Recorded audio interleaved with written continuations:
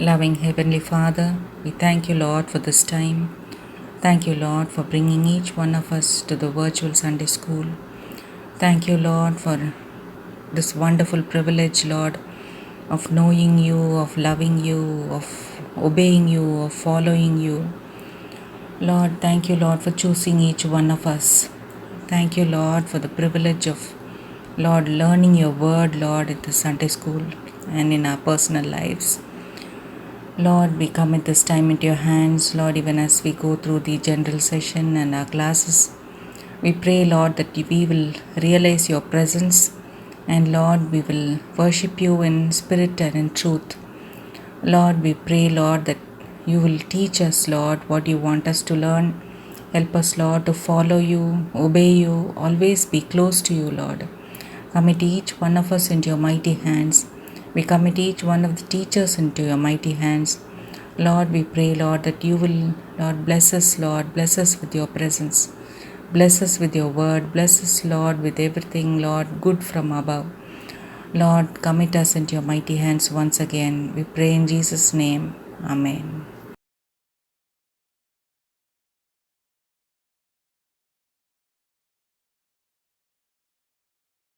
Blessed Sunday morning, dear children. Happy to see you all in this virtual Sunday school meet. Don't you think that God's love for us is so real and true? Yes, wherever we go, whatever we do, He is always there by our side, and His love for us is always the same. God is everywhere and He loves us. So let's sing this song, God made me, He made everything.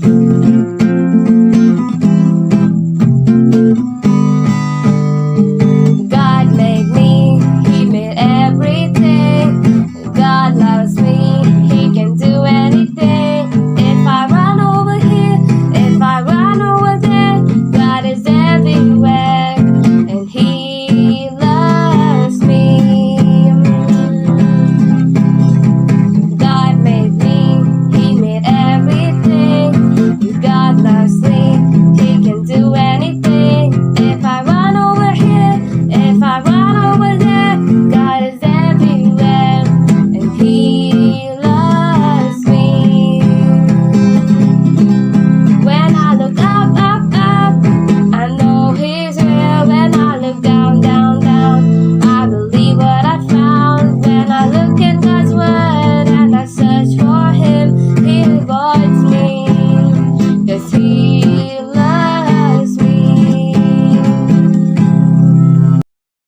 God's love for us is so special and unique in such a way that nothing can separate us from the love that Christ has for us. It is also constant. It always remains the same. And no power or no any kind of ruler or any kind of thing on this earth can separate us from the love of God. Let's sing this song, Nothing, Nothing, Absolutely Nothing. Nothing, nothing, absolutely nothing. Nothing, nothing, absolutely nothing. What can take your love away? Nothing, nothing, absolutely nothing. What can make us separate? Nothing, nothing, absolutely nothing. In death or in life, what's deep or what's high, there's one thing that stays the same. No power or king could do anything to take your love away. Nothing, nothing, absolutely nothing. Life may be filled with crests and troughs, highs and lows, but here is a God in whom we can put our trust on. We can trust in God alone, and we can depend on His word. We can trust His word and His timing. Let's sing this song. We will trust in God alone we will stand.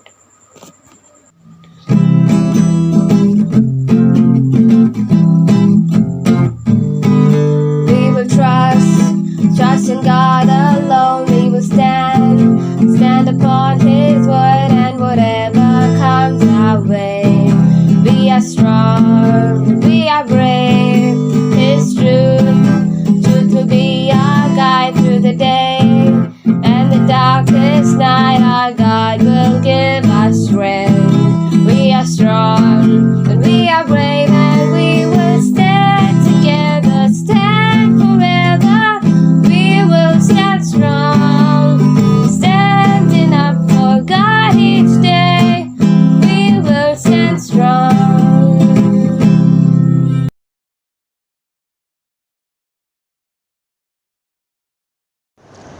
Good morning, dear children.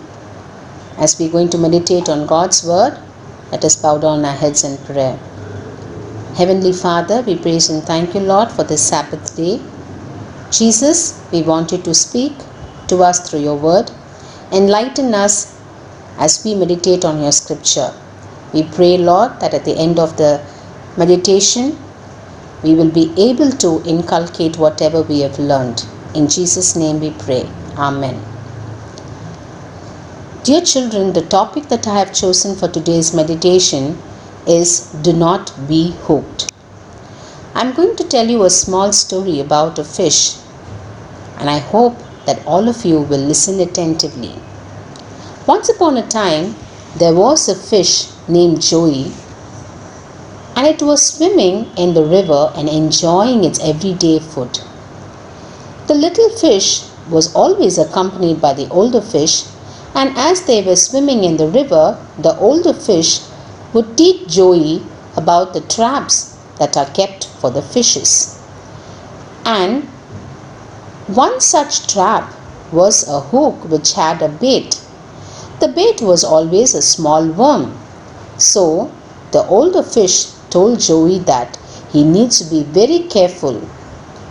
One day, the young fish wanted to gobble up the worm, but suddenly it remembered the older fish telling him about the bait, which was a trap. Joey had his doubts about the advice that the older fish continued to give him. Joey did not see how something delicious can be very dangerous also. The older fish probably told that Joey those stories about the bait. But Joey thought these stories are not true. Joey decided that he would have to find out for himself whether the stories told by the older fish are true or not. He was very curious to know what it was. Joey swam back to the worm. He saw the worm and he saw that there was no steel, no sharp hooks. All that he saw was the worm. Suddenly, Joey opened his mouth wide, and then he felt a dull thud on his side. Joey's uncle ran and pushed him away from the worm. "What is wrong with you, Joey?" shouted his uncle. "Do you think we warn you about the hook just for the fun of it?" The little fish Joey stammered, "No, sometimes I wondered if the stories we hear are true." Joey's uncle closed his eyes and said with a broken voice, "Follow me. It is time for you to see what that hook can do." Joey followed his uncle to the waters which were very close to the shoreline. As they were swimming, they could see countless fishes, many swimming on their sides and some were barely alive. Other fishes had gasping for breath. Some fishes had gaping ribs in their jaws and were unable to eat. It was a brutal sight that Joey cannot forget in his life. Joey's uncle said, "The hook has caused all this devastation. Now do you understand that the story that I told you is really true?" said Joey's uncle. But even then, Joey had a big doubt. Joey, as he was swimming, thought to himself that the stories that some clever fish were able to take the worm without being hooked. A prideful thought entered his mind. Might be these broken fishes have not been as smart as me. I can swim very fast. As days passed by, Joey saw the baits of all kinds and shapes and colors. Joey would swim closer and closer to the bait. Every time he saw the bait, he was very eager to know what it was. he would slow down and see every time. One fateful day, the temptation got the better of Joey, and Joey swallowed the bait. When he swallowed, he spoke to himself and said, "Why, it is not tasty at all. It tasted like a plastic." He thought with horror. Before Joey could spit out the bait, he felt a sharp pain in his jaw, and being a young fish, geared up his strength and put up a good fight. But his strength was gone. He knew that he had lost the fight. There would not be another day, and Joey was hanging in the hook and gave his life. Dear children, as you are listening to this story, the devil also tries to keep different types of traps for us. The devil has plans to drag us away from God. Satan never grows tired of framing new types of bait or temptation before us. Satan doesn't care what he uses or abuses for bait. He is the father of lies and wants to destroy those whom God loves. I would like to ask each of you a question. What are the different things that you are hooked today? Think of the things that you are not able to give up. It can be your addiction to your computer games. It can be your addiction to mobile phones. It can be the addiction to your series that you're watching. But if you are hooked to it, today take time off and meditate on God's word and ask God to help you to overcome from this addiction. The time that you spend with mobile phones and movies, they really take your time off from meditating God's word. They cut off your time with your parents and friends and your study time also. Dear children, at times Satan tries to tempt us. You watch your online classes, but simultaneously on the other side, you are tempted to watch a movie or a series, and it clearly shows you're not interested in the class and no one is watching you. But at the end of the class, you're not able to understand anything that the teacher has taught. Dear children, the temptation may come in different forms, but all that you have to do is be patient and fight the battle. Like this little Joey, Satan tries to keep a lot of trap for us. We need to be awake and ask God to give us the strength to overcome the different temptation Satan has kept for us.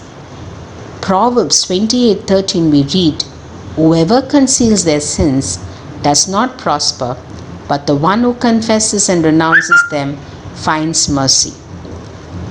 We also read in Leviticus 5:5, when anyone becomes aware that they are guilty in any of these matters, they must confess in what way they have sinned. Dear children, it is not too late. You can confess your sins, and He is a faithful and a just God who will forgive us our sins. May God bless all of us with this word. Amen. Our gracious and heaven-loving Father, we praise and thank you, Lord, for the opportunity that you have given us to meditate on your word, Father. Jesus, we know that these little children have been listening to your word, Lord.